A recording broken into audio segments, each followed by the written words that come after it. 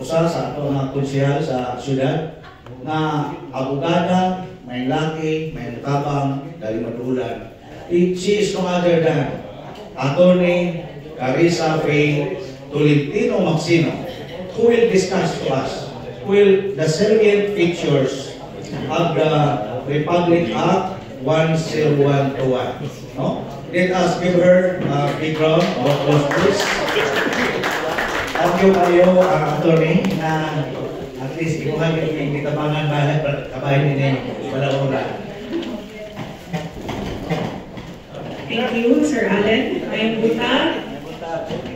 Feel free to eat your snacks. Okay lang, mag-lecture kay. I will just warn you in advance na boring yun ang balaod. No? Boring siya. Yeah, taas-taas na ba? So feel free to eat your snacks. And I will try to do my best to explain to you the law kanang hindi tayo boring. Although boring yun ang balaod. But as what Sir Allen said, kailangan hindi ko makabalo sa theory kay tomorrow na lang may workshop. And you need to apply the law sa inyong mga workshop. So, General Lawas, mayong buntag, sir. Wala na ka? Wala na. Sige. Thank you. Sa ato ang ABC President, si Barangay Captain Juvencio Tan, mga barangay officials, and barangay kagawads, mga employees sa City Hall, good morning again. Now, good morning. So we will be discussing the salient features, mga features sa RA 10121 na relevant sa inyong functions as barangay officials. Now, RA 10121 is actually close to my heart kay ang birthday sa akong anak, October 1. So, 10-1 man. So, sa'yo na lang inunduman. October 1. Isa may birthday October 1 na rin. Wala. So, let's go to the background of RA 1021. So, this will be our presentation, no? Background, and then we go to the salient features. So, I will discuss to you the reason why this law came into law. Sa una, PT na rin siya. Next slide, please. Okay. So, mauna siya history. Na, sige pa ma'am, nag-aapa na yung PD buwas din. Okay, balik na lang. Okay. So, ubay-ubay nga mga discussion sa Congress gikan sa 1992, 1989, hantod ako na lang 2000, hantod 2010 pag yun, napasaran kaninga balaod. So, pila na kabuo Congress nga mga discussion about it, wag yun napasar ang balaod. But it was only in 2010 na nagpasar ang Republic Act 10121. Next slide. So, basically, 21 katuig in the making ang RA 10121. 7 congresses ang niagi, 4 ka-administrasyon, 4 ka-presidents niagi sa Pilipinas, and it was only signed into law on May 27, 2010. So, ubay-ubay ni mga debate, and mga away, para lang yun mapasar ka ni mga balaod. Next slide. But in 1978, na ay Presidential Decree 1566. So, patong mga barangay officials before 2010, marag naaman ninyo na barangay officials na, no? Kinsa may na barangay officials ninyo before year 2010. So, patong i-follow ninyo, sir, magalaw, ito patong karaan pa kayo. Patong ang Presidential Decree 1566. And then, muna siya yung mga policies nga sa 2005, muna siya, 2007, 2009, and then finally, sa 2010, na Disaster Risk Reduction and Management Act. Okay, sa una, collaborative naman to. Next. Okay, so mauni nga policy gaps kay kaniadto before 2010, PD 1566 ra ang gigamit, presidential decree.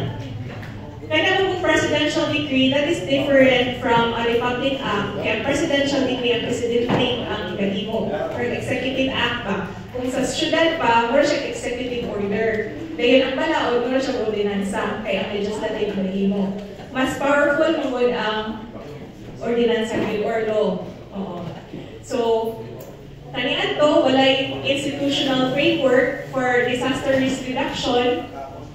Then, walay participation of leagues of local government, wala na. Walay civil society organizations, and the private sector in the current disaster management system, wala po participation.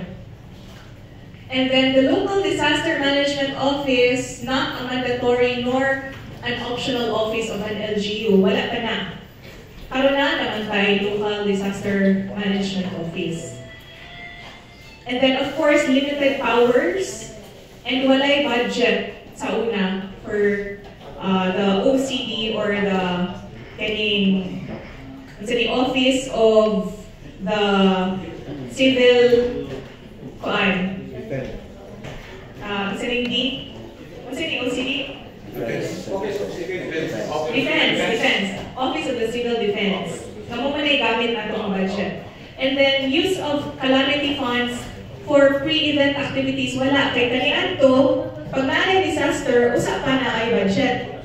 Pero karon, matod pa kay Councilor Lawas kanina, wala pa nahitabo kay for prevention. Kaniadto wa kay prevention, then during, and then nanapay after. Next. So, ato na sa salient features. Mga nani nga naanay policy statements, naanay institutional mechanisms, so naanay national, regional, provincial, city, and then naanay sa barangay levels. And then Office of the Civil Defense, naana na sa Balaod. And then Permanent Office on DRRM at the LGU level, naana po. That is because of RA 10121. And then of course, ako may discuss further, outline ng SANI, operational mechanisms under sections 15 to 18. So naay coordination during emergencies. Of course, naay coordination kaniadto pod, but walay operational mechanisms nga naay remedial measures. Sa declaration of state calamity, diri po naka-provide po sa section 15 to 18. And mechanisms for IHAM. Next slide. Okay. Okay, sa mga may. Ipasan ko. Count sa mo. Sige. Before ko proceed na, ako joke gali para ma-alive mo. Sige, ako rin. Masahon. Pero warning lang, hindi kayo kumayo mo joke ha. Pero katawa mo. Sige, kabahin ni sa disaster board. Ako rin, gahulat ko ganyan ang masulat. Sulat ko mga possible jokes para ma-alive mo kamay ba. So, are you a disaster preparedness plan? Yes or no? Why na lang? Why?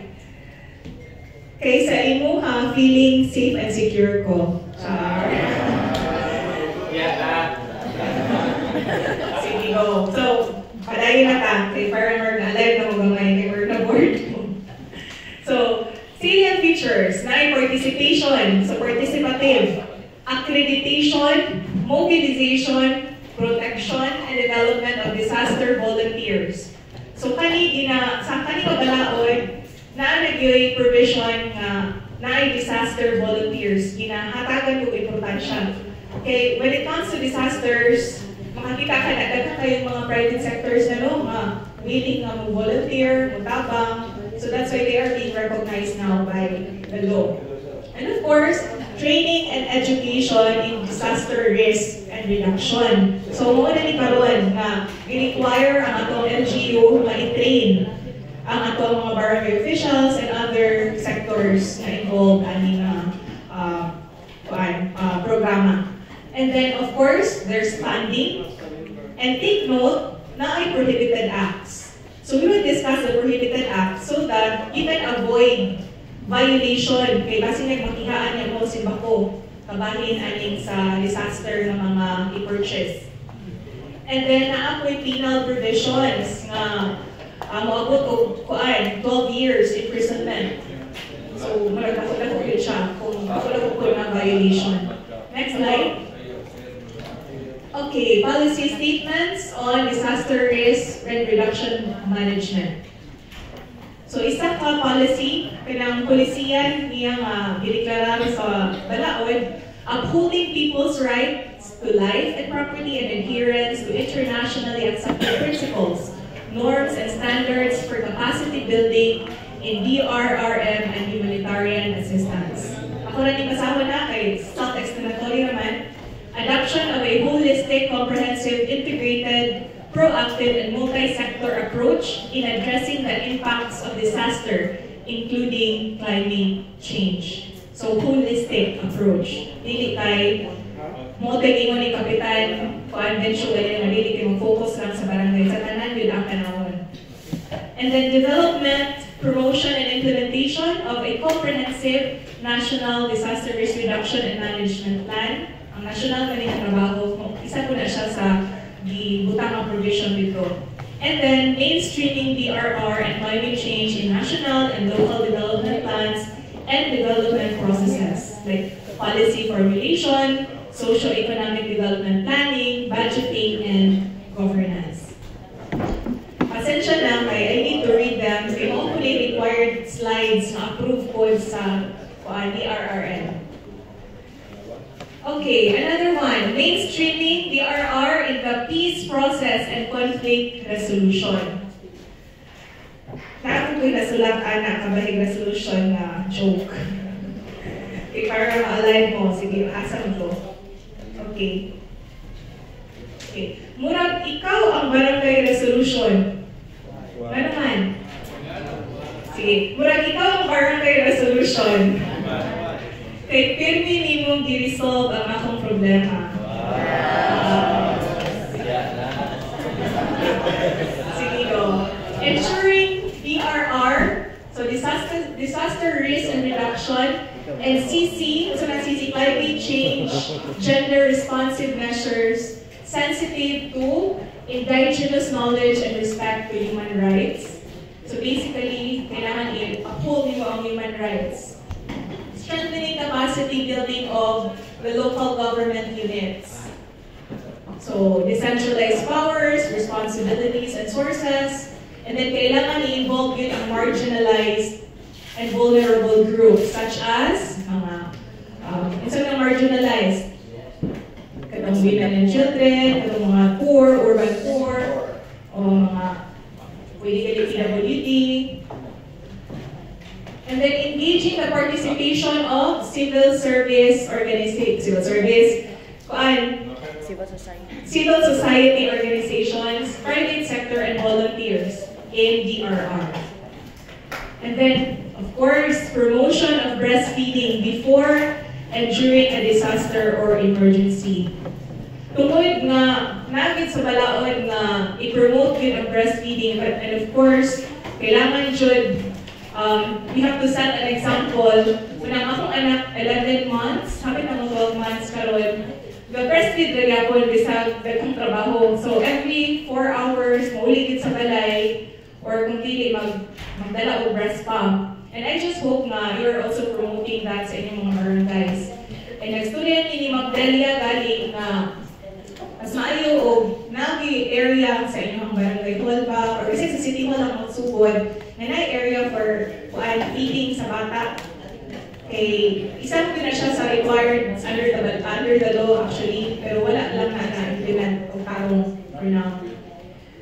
So, muna sila naiwan nga, na sa mga pahintong mga breast milk is best for babies, di ba? Okay, ang mga immunity sa mother, mapunta man sa baby. So, even in disasters, mas importante siya. Okay, especially nga wala yung makaon, ang uban, dahil sa mga bata. Okay, kung mag-formula, mag-isip magpangita, especially when it comes to disaster. Kung nakakita mo mga mga apocalypse movies or mga zombie movies, di ba? Kung nasa baby, mag-isip ko sila gulog formula. So, importante nga, makapatutoy rin sa inahan. And then, ensuring maximum care, assistance, and services to affected individuals and families. So, unsa na maximum care, apil na ana ang healthcare, sanitation, importante po. Of course, naagyo yung kaon during calamities. Next.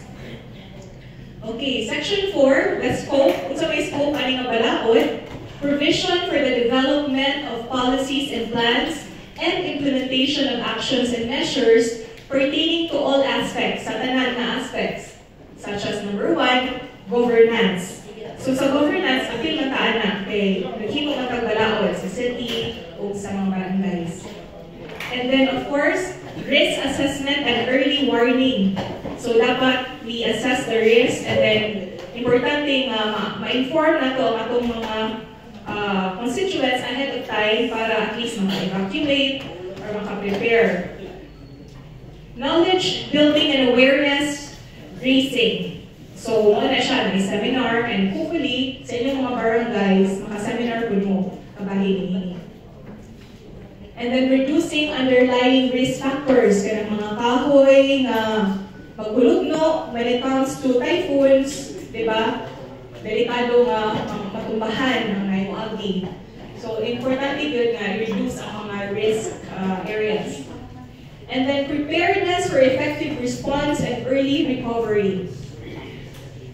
So importante nga pag na-calamity, kung simba po o nabahaan, makatabang dayon ang mga public officials na maka-recover ang ilahang panginabuhi o pagpuyo.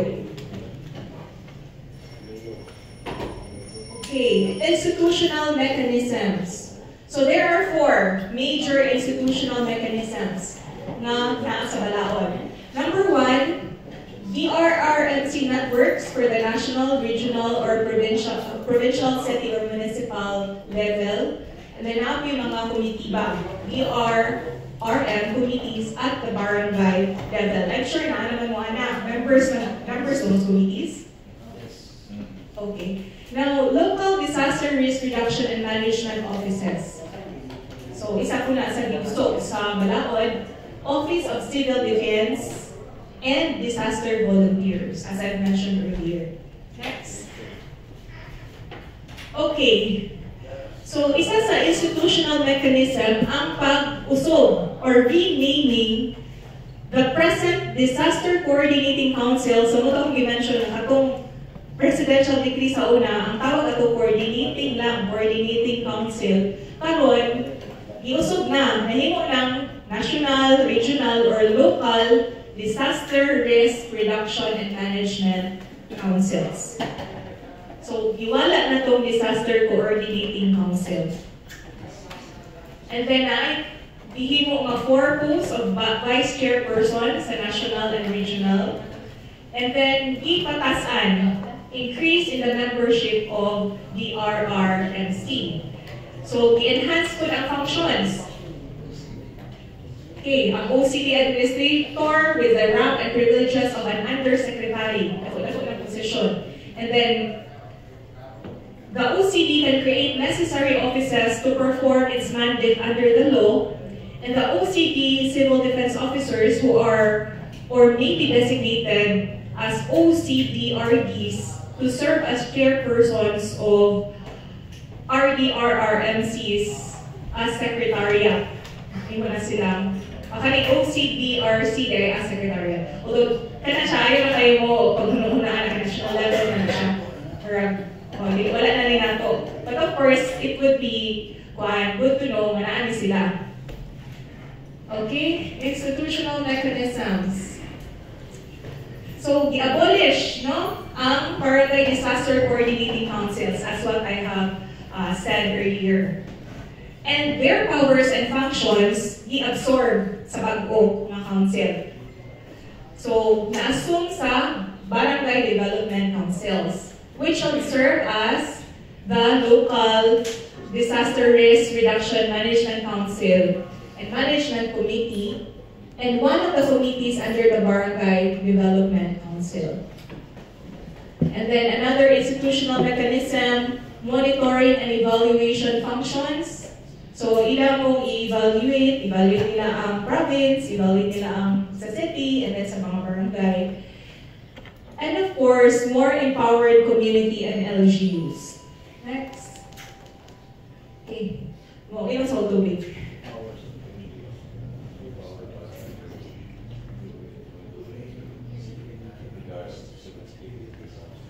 Okay, powers and functions. Empowered with policy making. Sa mga policy making, himo o balaod or polisiya. Coordination, although giwala ang coordinating council, but there's still coordination, of course. Pero ang kauna ng more ang coordination na sila, wala sila yung mga risk reduction, wala sila yung preventive measures, wala sila yung mitigating measures. Ang kaniya to, reactive na to before. Karon na anay preventive. Integration, supervision, unsa pa ng mga and monitoring and evaluation functions to be carried out through 17 tasks and responsibilities. So by our responsibilities. Okay, policy making, planning, and decision making. Okay, so pass ni siya sa national DRRMC. So mo na siya tanan. Basahan na lang ninyo. National Disaster Risk Reduction Management Framework that shall provide for a comprehensive all-hazard, multi-sector, interagency, and community-based approach to DRRM. Sige, ito yung pabasa ni Kaduha. Para maiba naman, DRRM Information and Management System and Geographic Information System. Okay. So muna yung isa sa mga tahas sa national na DRRMC. Another one. Sikap at babasahon ay kap. Nasubuan pa po. Okay na ikatulo. Basta ba lang eh? National Early National Warning. Early Warning and Emergency Alert System. Okay. National Early Warning and Emergency Alert System. Isa po na sa tahas nila sa national.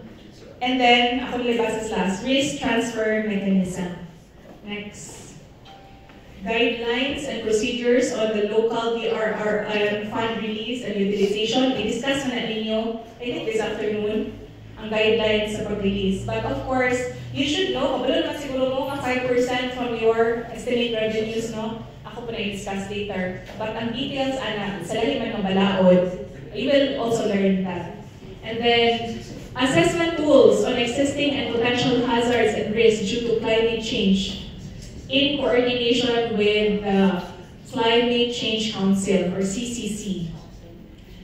And then National Institutional Capability Building Program or NICBP.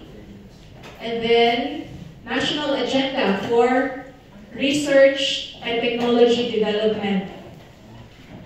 Okay, importante yun ang teknolohiya, no? O research, okay. Hindi pwede nga ato ratas katong karaan nga program dapat ma-upgrade yun ta. Bisan galit sa atong mga cellphones, di ba? Usahin minay na pag-ayo ang karaan. And then framework for CCA and DRRM in coordination with the CCC.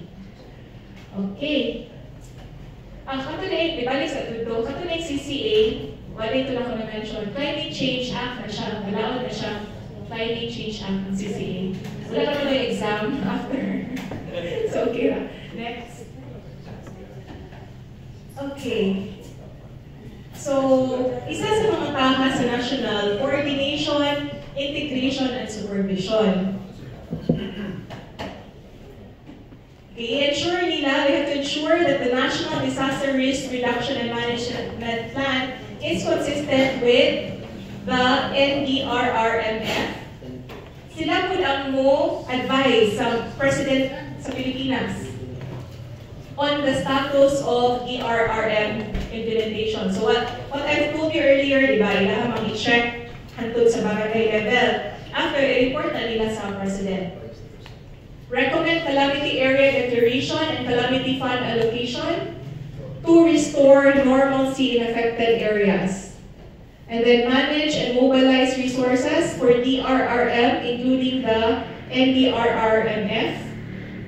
Develop vertical and horizontal coordination mechanisms for more coherent DRRM policy and program implementation by sectoral agencies and LGUs. Okay, unsa man ang vertical and horizontal mechanisms? Kung vertical, paano ano? Horizontal, paana. Okay, so kung vertical galibot pasabot, barangay, city, province, region, national. Muna siya vertical mechanism. And then horizontal, kato na ang level mga mga sektoral, mga grupo, mga lain-lain grupo sa inyong level, sa barangay level ba, sa city level ba, so muna siya may pagkasabutan ng mechanism. Okay, then constitute a technical management group to be composed of member agencies of NDRRMC. And then coordinate or oversee the implementation of countries' obligation with DM treaties, so disaster management treaties. Kaya mga treaties, katulad ng mga international na mga stipulations, ato ang sabot sa lain kong nasod. Muna siya treaty, to which it is a party, and to see to it that the country's obligations are incorporated. Okay, there are frameworks, policies, plans, and programs. Next. Okay, na kay last. Section 6, monitoring and evaluation functions. Motto, as I've said earlier, mas specific lang siya, monitor the development and enforcement by agencies and organizations of various laws, guidelines, codes, or technical standards required by this Act. And then task OCD to conduct periodic assessment para good for proper monitoring. Okay, lisod biya o ano nabasa kayo? Lisod o walay proper monitoring kay dili ma-implement properly ang balaod, di ba? And disaster reduction is really important. Next. Okay, muna sila. Kinsa man ang council or who are members of the Disaster Risk and Reduction Council. So muna ang secretary, DNDS chairperson, and then 4 vice chairpersons as what I've mentioned earlier. Ang mga vice chairpersons, muna ang DILG, DSWD, DOST, and NEDA. Then na ay 39 ka-members, ubay-ubay. Apil na ang LGU leagues, and then civil society organization and private sector organizations. Nagali GSIS ug SSS. Nahalos tanan kay they are really involved when it comes to kanang mga calamities. Halos tanan gali kung mahimo pa nan i-appeal, di ba? 39 kabuok. 14 line departments kay these are departments na importante kaayo, DOH, DNR, DA, DepEd, of course DepEd kay wala ba klase kung calamities, di ba? Okay. Wala sila, di lang ako enumerate kay. Kita naman ako, kita naman sa likod? Kita na. And then I executive director with the rank of undersecretary. Sige, next. Okay, before ta sa regional breaks at taas na ako lain na rin bisulat.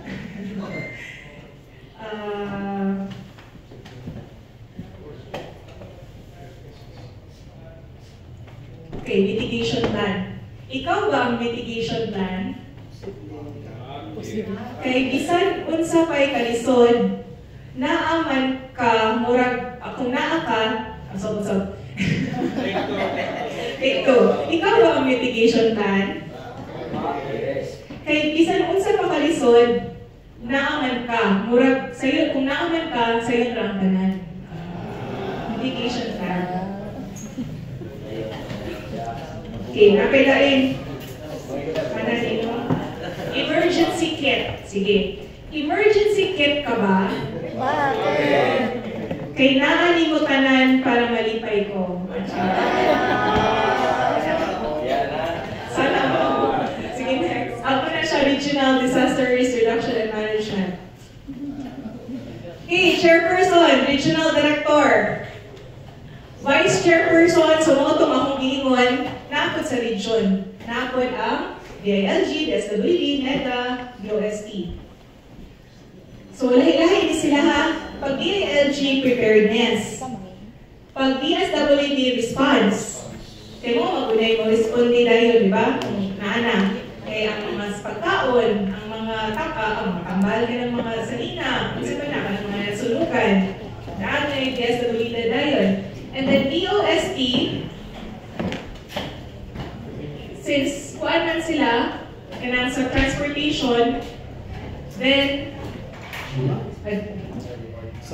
Science and Technology, Department of Science and Technology, mo na ang prevention and mitigation na naman.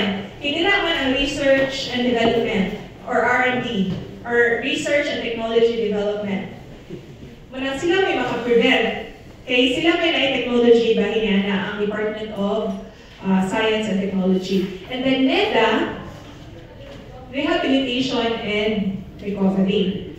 So, naatanan ang upat ka ginatawag nilang thematic areas sa Balaod.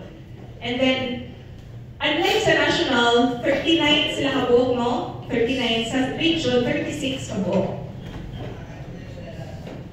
So, 14 line departments, naragyan ko itong mga department na gingon Medina, na 10 government agencies, na ang GSIS, SSS, mga lead sa LGUs, representatives sa civil organization and private sector.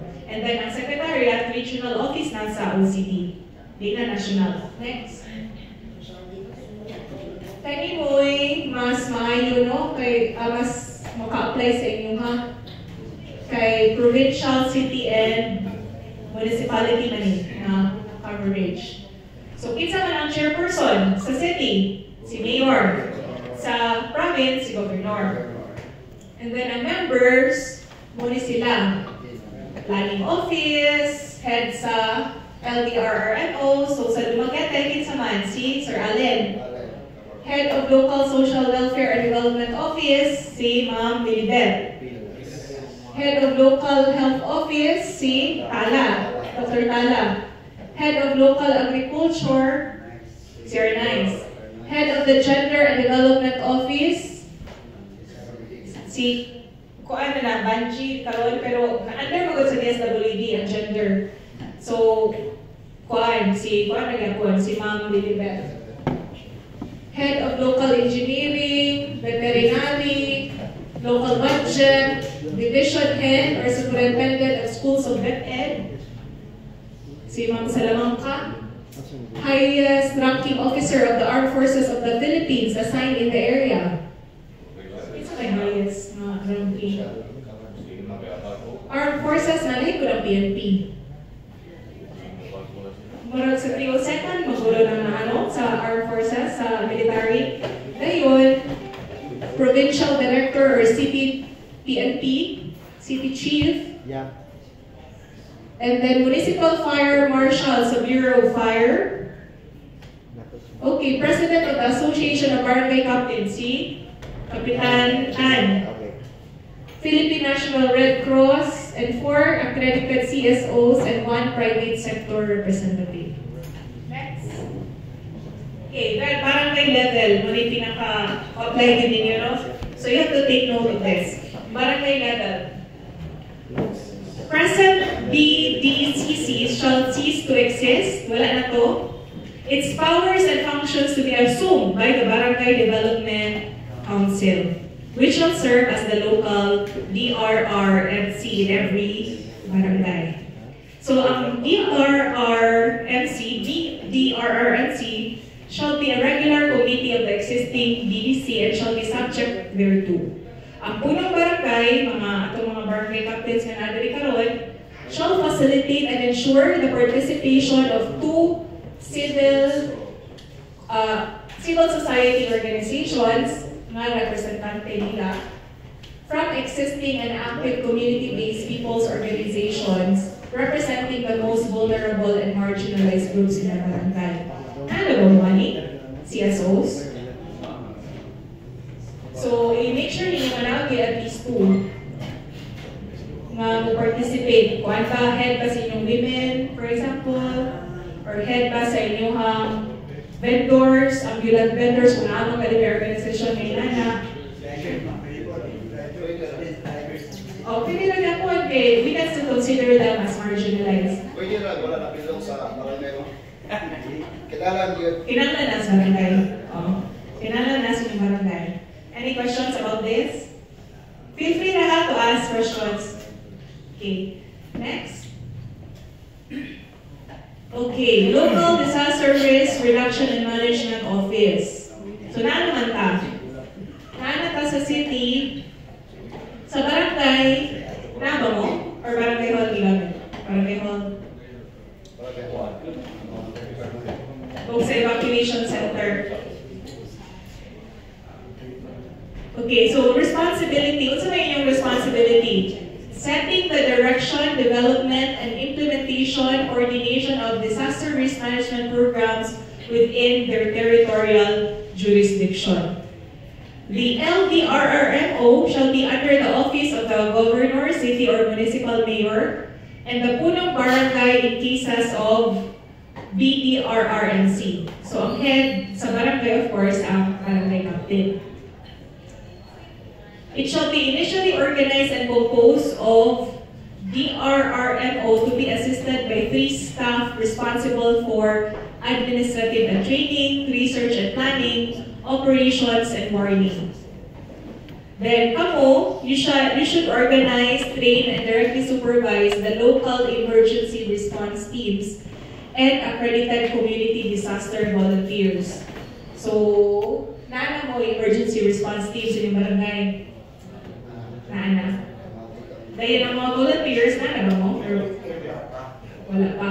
So, kailangan accredited ha. So, iba-accredit ninyo sa city disaster. So, dapat magod ay training, katugaling mga first aid, mga life-saving measures. Next. Okay, disaster volunteers. Wala sa tubig. Sa tubig. Okay. Mobilization of disaster volunteers, or DV. DV, by government agencies, CSOs, private sector, and LGUs to augment para makadungag sa respective personnel complement and resource requirement. Okay, enhancement, welfare, and protection of disaster volunteers shall be the full responsibility sa mga agencies. So sa inyong volunteers, kamu may responsable. Maintenance of national roster of sa national na ACDVs and USR. Di na kayo siya importante. Which shall be submitted through LDRR MOs and accreditation to be done at municipal city level. Okay? Sa city ha, so doon rabo ni Sir Allen kung magpa-accredit ang mga organizations or volunteers. And then DV mobilization to be based on guidelines to be issued by the national. I think na may guidelines karon. Okay, maglibog niya mo ha, kailangan ko sa balaod ay magtubig. Kaya katong paghimo sa balaod, wala pa man ito na-establish. Pero na yung pala na nahimo na, may tuwan na lugay-lugay naman siya. Entitlement to compensatory benefits, accident personnel insurance. So, nana ba yung insurance ang mga barangay officials doon? Wala pa. I think, based lang sa balaod, no, kung hindi mo ma-insure, hindi mo considered as employee, no, sa barangay. I think pwede na kayo magamit ni balaod. You can even explore on this one. Okay, under this law, pwede man na accident personnel insurance. So, pwede mo magamit ang balaod. Next. Integration of DRR education in school curricula at the secondary and tertiary levels. Ano na siya? Naapoy NSTP, sa kunyang kabataan mandatory training, including formal and non-formal, vocational, indigenous learning, and out-of-school youth courses and programs. So sa inyong mga barangay, pwede po mong mag-training sa mga out-of-school youth. Pwede na nga isa sa inyong programa. Okay, i-require mo po siya under the law. Although, mas ayaw yun lang itong volunteers na maka-respondent. Pero ang out-of-school youth, importante mo kung makahibalo sila, mga itamso calamity o silang buhaton. Next. Okay. Mechanisms for international humanitarian assistance. Okay, namatay mga treaties ng ibang pirmahan na matabang pula sa mga nasod. But of course, unang ginagawa ang kaugalingon no, sa nasod na to.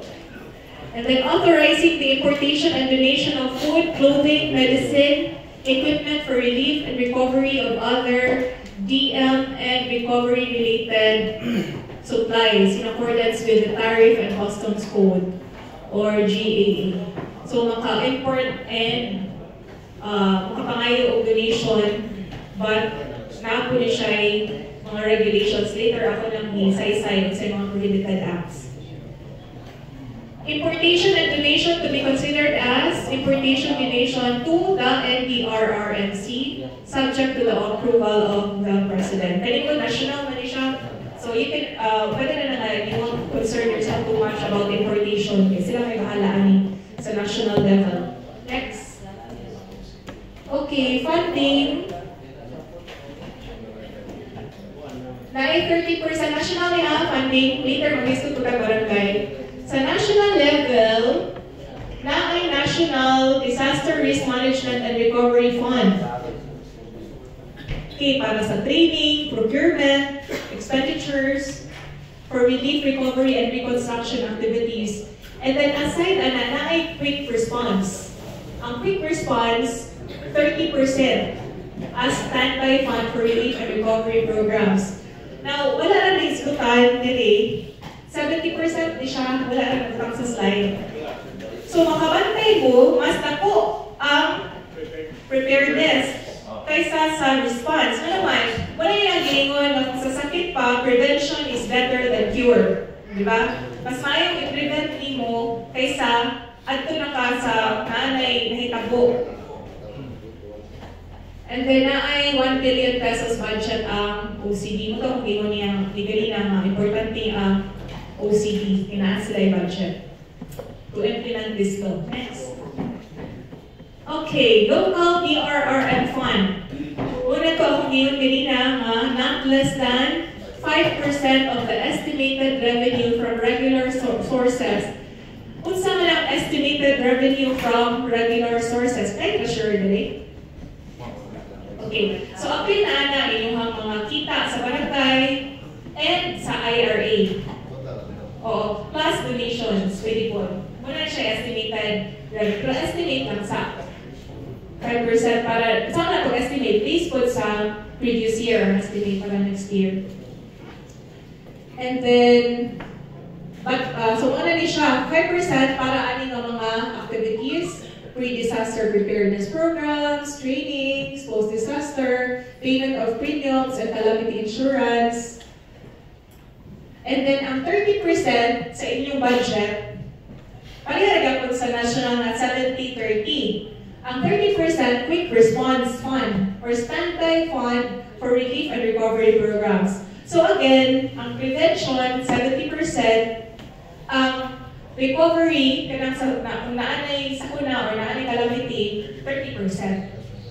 Next. Okay, prohibited acts. Before na mag-discount o prohibited acts, makita ko laing. Makita ko laing ang isulat kayo.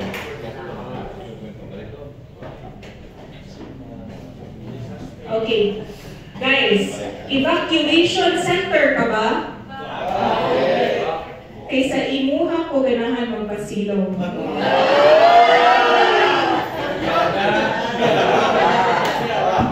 Mas bako to, no? Sige. Okay. Magpasilong pagpadayon sa evacuation center kung ma-evacuate. Let's go to prohibited acts. Okay, number 1, prohibited act. Preventing the entry, distribution of relief goods, and disaster teams or experts in a disaster-stricken areas. For example, sa usa ka barangay, si Bacono na ay nabahaan. Dayon, because of political issues kagay, nga naaning kuan, let's just, example na niya, Duterte, kay pakikunin naman, administration ni Duterte, nana ang grupo ni Duterte, mo hatag og relief goods, pero mga officials po na under Duterte, iharangan sa administration. That is a prohibited act. Hindi pwedeng harangan ang pagsulod sa relief goods. Okay, of course, we have to look at the ultimate objective, which is to help those who are victims of calamities.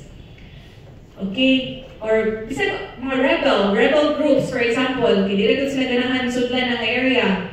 So that is one of the prohibited acts. Another, buying, okay, papalit for consumption or resale from disaster relief agencies, any relief goods, equipment, or other aid, commodities intended for distribution to disaster-affected communities. For example, spam ang ipalit sa gobyerno. Dahil itong mga barangay officials nga assign, indot mo ng spam. Ato ni Islam maling. Ato ni Islam maling. Ako palit. So, kung din na consumption of buying for consumption. So, paliton na ako ng inyong spam. Ako Islam sa ako ang maling. For example, barato, pasabot-sabot sila. Okay, ngayon. Buying for consumption or resale from the recipient disaster-affected persons any relief goods, equipment, or other aid communities received by them. Kani, ipamalit ang mga bugas. For example, instead na i-distribute, ipamalit ang mga bugas o barato ra, pila may kilos bugas ron? 50 o ipalit yan, isabot yan, parang gawin siya, kapalit ako, gamay ragod, mga 1/4 ra ang inyong i-distribute, ibito na mabalaan. Papalit ako 1/4, ako nang ibaligya. Pag 20 kilo ako palit, ako ibaligya 40 sa uban. So that is prohibited, of course. And I'm sure, di man ko na ako na ginabuhat, but just in case, at least kabalo mo kung saan prohibited acts. And then selling of relief goods. Maurang gyapon, equipment or other aid commodities intended for distribution to disaster victims. So, kanang, kasi tawag, katagaling mo, mulutaw galing kanang floating, kanang kaburuton, basta any relief, any kanang disaster na equipment, na kanang masakyan ba, or kanang mga first aid, katong para, kanang boat, and then, isa pa man, mga salbabida, for example, like jacket, isa pa may like, tanan klase na mahula-hulaan ninyo, bawal na siya nga ibaligya, kay intended na siya for distribution. Next.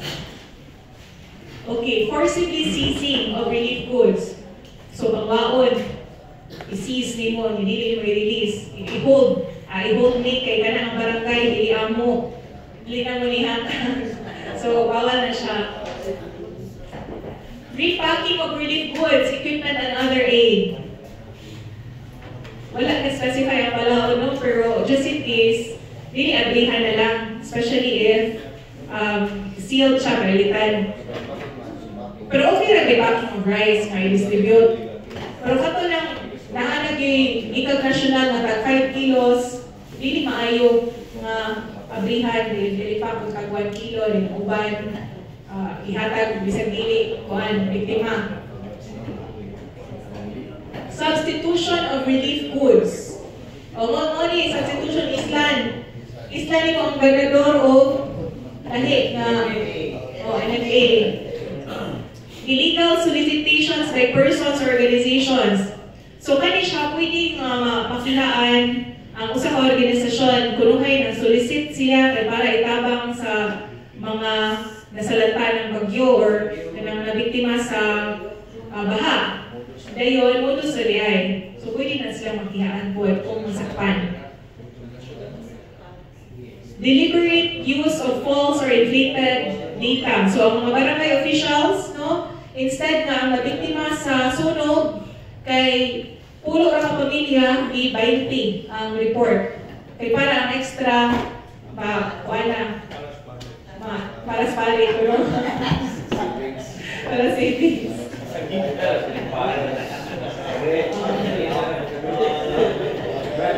Okay. Kani tampering with or stealing hazard, monitoring, and disaster preparedness equipment and paraphernalia. So, unsa man na mga katong mga monitoring, preparedness equipment. Katong mga computer para mag-check, katong mga unsa ba tanan, anything hazard monitoring. Kung naamoy, pwede na siguro ma-appeal galitira ang kanang whistle, kanang mga sebato, ng sebato. Next. Okay, muli siya yung violations.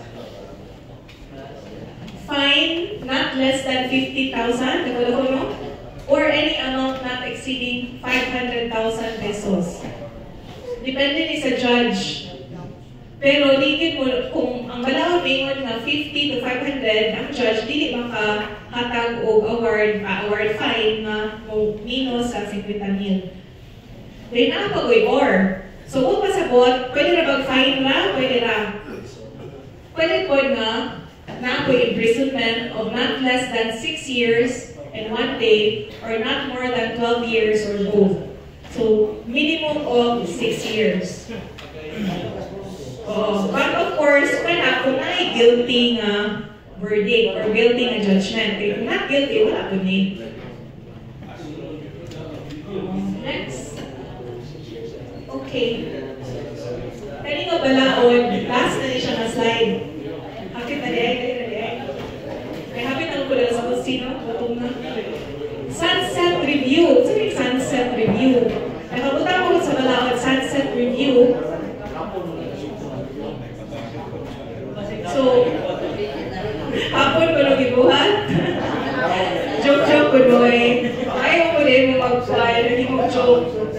So, sunset review shall mean a systematic evaluation by the Congressional Oversight Committee of the accomplishments and impact of this act, as well as the performance and organizational structure of its implementing agencies for purposes of determining remedial legislation. Sagot pasagot. Kailangan daw niya ay i-review ang balaod every 5 years from the effectivity kay Kuanman. Kanang base experience ninyo sa mga barangay officials, sa local, national, kung naabay kailangan usbon sa balaod. Okay, now, ako ni-research. May ko nga, ikan sa 2010 na may dahan na siya ng balaod. Wala, yun. Pila na katuwid, 21 years ng, 21? Saan katuwid? Pila na? Kung 2010, 2024 minus 2010, 14. 14 na katuwid ni Aki, wala din siya na amendahan. Ako gi-research na yung mga proposal sa House, pero ang yun na yun. But just in case na ako'y makitaan sa inyong mga implementation, si Bako lang no, kung naay kalamidad, pwede mong recommend o mga proposals ninyo, pwede na itong mapasakan dito sa Senado or sa Congress para amendahan ang balaod. Pero murag sa kadugay, 21 biya katuig nga gitunan nila, syaro po o wala nila gitarong, di ba? But bisan pagtarungan siguro, when it comes to technology mo, so mong good, what if naay kailangan na ibutang sa balaod? So maura na siya, next slide. Oh, thank you na. Thank you. Pero sayang man akong nagpagsulat dali. Ako nabasa ko dili. Basa ko na po. Basa ko.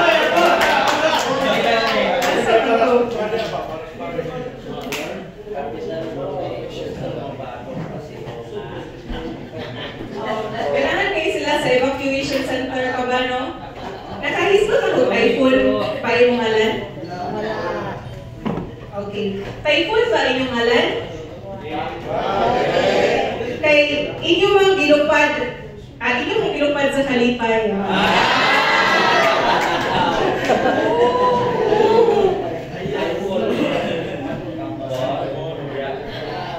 Okay. Are you fun? Is your love like a disaster response? Bakit? So, is your love like a disaster response? Why? Because your love is always on time and ready to save the day.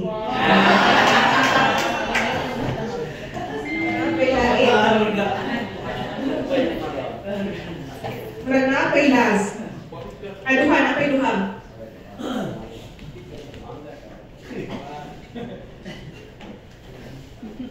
Ikaw ba ang barangay kagawad?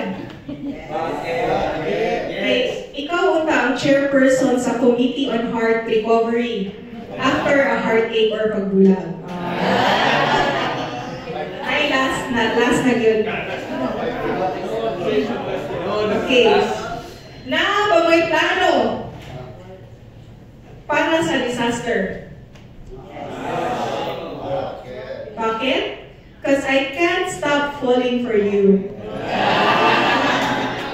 Okay, before I go, mag-summarize ko. So, ang pinaka-importante, mo, allocate mo 5% sa inyong estimated revenue para aning budget. 70% for preparedness, 30% sa quick response. Okay, and then, ako i-research ko, kung naapay nakasuhan na mga barangay officials about ani, wala pa. Pero, kanina balaod, na Supreme Court na kaso, Lim versus Executive Secretary, pero ang gikihaan, ang katong presidential decree ni President Duterte, kay nagdeklara naman siya nga katong Boracay isirado, if nakainunto mo. Iyan pasirado ang Boracay. Kay ningon siya grabe na ang pollution, no? And then ningon ang Supreme Court nga katong presidential decree ni President Duterte mo ruling sa Supreme Court sa year 2019 bago ra ang ruling nga kuan to siya in line with the provision of RA 10121. Kay ningon man ang balaod nga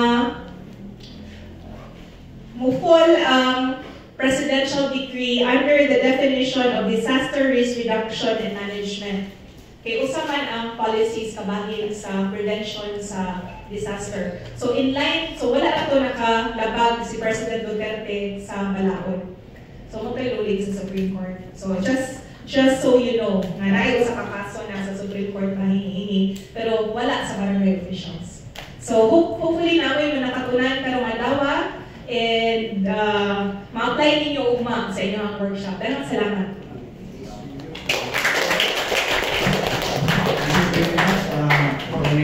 Sa tuloy din ng Masino for giving us